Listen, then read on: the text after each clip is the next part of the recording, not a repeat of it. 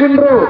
அந்த உரிமைகளை பெறுவதற்காக செங்கோடி இயக்கம் இந்த பகுதியிலே அமரர் கே சுவாசனை அறியாதவர்கள் யாரும் இல்லை.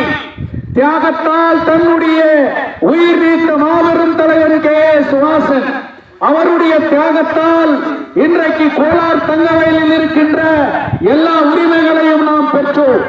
கம்யூனிஸ்ட் இயக்கங்கள் பலமாக இருந்த காலகட்டத்திலே தொழிலாளர்கள் ஒன்றுபட்டு நின்றோம். நம்மை எதிர்ப்பதற்கு யாரும் இல்லை. ஆனால் இன்று நம்முடைய பிரச்சனைகளை கேட்பதற்கு நாதி இல்லை.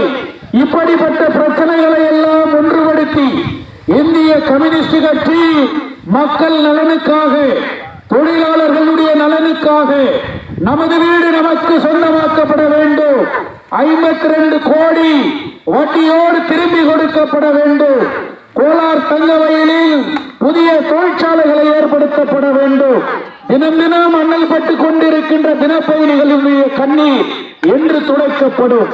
இப்படிப்பட்ட